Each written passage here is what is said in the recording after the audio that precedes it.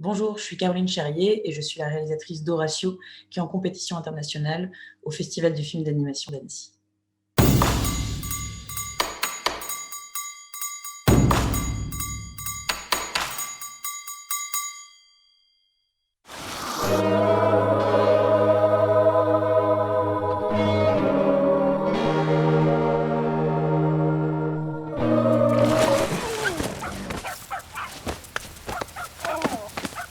Alors, l'origine de ce projet, l'origine du film, c'est une anecdote qui m'avait été racontée par mon oncle qui travaillait en centre de détention à ce moment-là et qui était juste les propos rapportés de quelqu'un qui avait commis un acte de violence terrible et qui résumait son acte par il criait et puis après il criait plus. Et cette toute petite phrase en fait qui sonne un peu comme un titre de journal, un titre de fait divers un peu absurde, ce dont on rigole quand il y a des fois il tue son voisin parce qu'il faisait trop de bruit avec sa musique, etc. Et ça m'interpellait cette espèce de truc sur les faits divers un peu absurdes. Et j'avais un peu envie de pas de me dire comment on en est arrivé là, mais qu'est-ce qui se passe après. Enfin, c'est tellement absurde qu'on s'imagine que si un jour effectivement ça arrive, parce que ça a l'air d'arriver souvent quand même ce genre de truc où le drama ça confine à l'absurde. Mais juste après, qu'est-ce qui se passe quand vraiment on a violenté son voisin à cause de la musique et que c'est allé trop loin, on a un procès. Enfin, il y a quand même un truc sérieux qui va s'enchaîner sur la base de ce truc qui confine à l'absurde. Et voilà, j'avais envie de se dire qu'est-ce qui se passe après ça.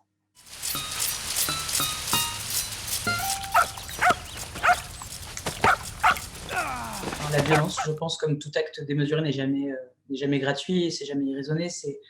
C'est toujours un tas de petites choses. Ce qui paraît gratuit, c'est quand très longtemps, on va dire, le vase s'est rempli dans une personne et un jour, quand il va déborder, ce sera à l'occasion de quelque chose de tellement dérisoire qu'on va avoir l'impression que ça sort de nulle part. Mais il y a pas de déraisonnement dans Que dalle. C'est l'ennui en fait. On les voit parler de ce qu'ils vont faire, mais en fait, ce que disent les gamins, c'est l'acte de violence qu'ils vont faire, mais ce que dit l'image, c'est qu'ils sont en train de s'emmerder depuis très longtemps, apparemment, ces gosses. Et du coup, a priori, eux, ils savent pas pourquoi, mais le spectateur, il doit se rendre compte que c'est parce qu'ils s'ennuient. Et dans Horatio, je disais à la première question que j'avais envie de voir ce qui se passe après, mais l'idée c'était que si ce qui se passe après donne des indices sur ce qui a bien pu se passer avant, pour aussi qu'un jour le vase soit plein. Après, il y a plein de types de personnes et il y a des personnes atypiques, on va dire, euh, chez qui le vase se remplit de manière différente. Mais, euh, mais l'idée, c'est de donner des pistes de raison sans faire, dans un film, en général, quand on veut expliquer la violence, on met toutes les raisons de la violence dans un temps court pour qu'on puisse bien se rendre compte, et c'est trop cool. Et, euh, et là, l'idée, évidemment, c'est d'avoir que des petites pistes, et du coup, ça fait comme si la violence était un peu gratuite, et en même temps, on se rend bien compte que non, apparemment, il y a des endroits d'où elle vient.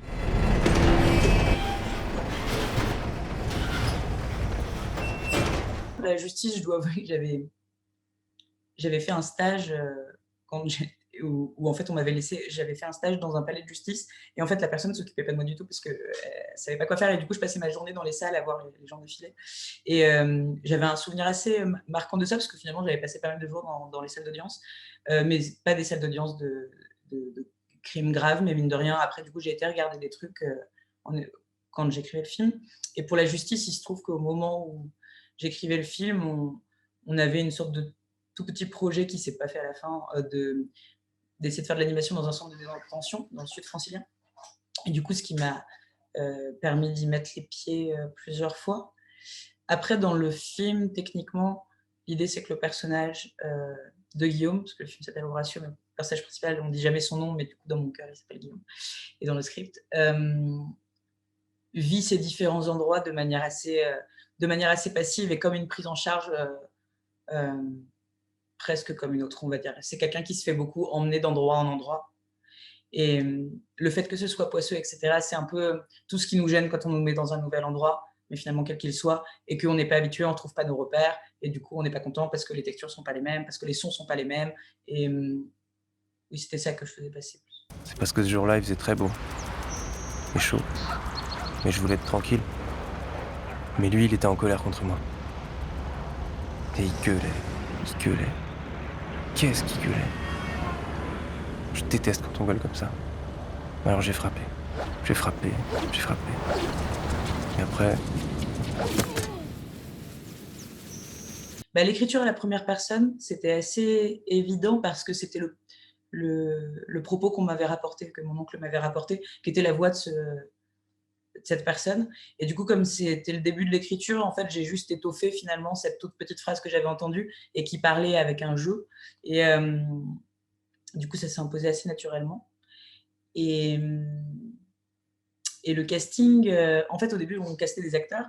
Et, et finalement, je me rendais compte que la voix était censée être tellement détachée et tellement simple qu'on cherchait plus quelqu'un qui avait l'habitude de dire et d'avoir une certaine musicalité en fait, dans la manière dont il pose sa voix.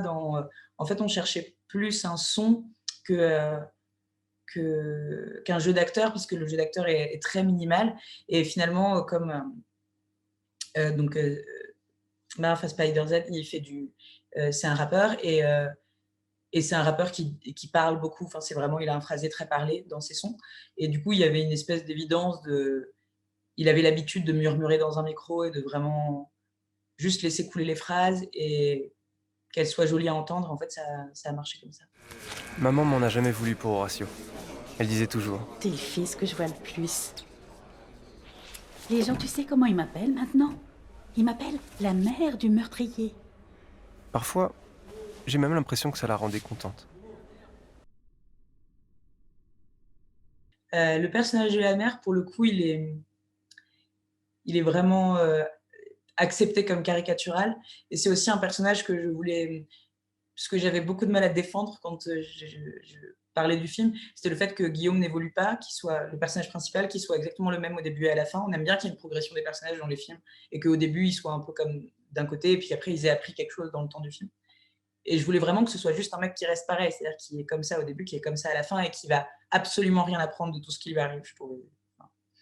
Et, et la mère, du coup, je voulais que ce soit l'inverse, que ce soit quelqu'un qui se nourrisse beaucoup de ce qui est en train d'arriver, que ça se voit qu'elle exulte et qu'elle soit insupportable par ce biais et par le fait d'être aussi libérée dans un moment aussi dramatique et face à quelqu'un qui a apparemment besoin d'elle.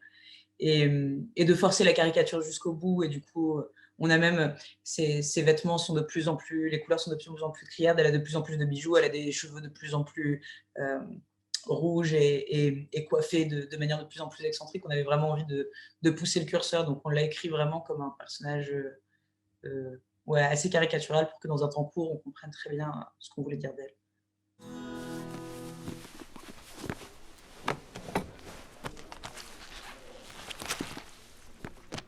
Le processus de création, pour le coup, il était assez classique. Et j'ai fait une école assez technique, les Gobelins, et donc du coup, j'ai vraiment appliqué le bon petit manuel de on écrit, après on fait l'animatique, après on fait les layouts, après on fait l'animation, et puis on met les décors derrière, et puis c'est fini, et on fait du compositing. Et c'était pas mal. Enfin, j'étais vraiment, j'avais très peu de confiance en moi au début du film, et j'ai vraiment beaucoup grandi avec ce film. Et, et le fait de le faire, je voulais le faire, je crois, de manière assez classique pour vraiment appliquer ce que j'avais appris. Et depuis, dans les nouvelles expériences que j'ai eues, j'ai beaucoup pu plus faire voler en éclats ce schéma et essayer d'inverser les étapes, etc.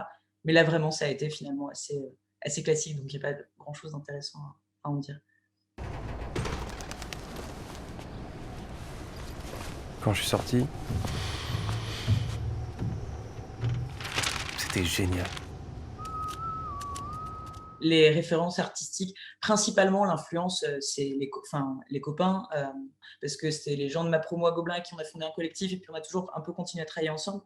Donc déjà, les ponts, moi je les fais surtout avec ces gens-là, que sont Artus Pilorget, Valérie Parognan, Valentin Stoll, Hugo de Faucompré à l'époque.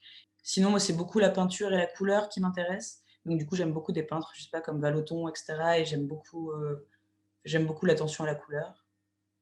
Et cinématographiquement, j'aime beaucoup les films de genre. J'aime beaucoup les films qui parlent avec de l'image. J'aime beaucoup aussi les autres films. En fait, j'aime tous les films. Clairement, j'adore le cinéma. Je vais voir tous les films. J'aime bien les films avec de la violence et du gros drama, avec du gros enjeu. En tout cas, pour la réalisation, ça m'intéresse plus que la chronique sociale très réaliste. J'aime bien quand on pousse les curseurs, que ce soit à l'image ou dans l'histoire. C'est du cinéma. J'aime bien quand ça parle fort.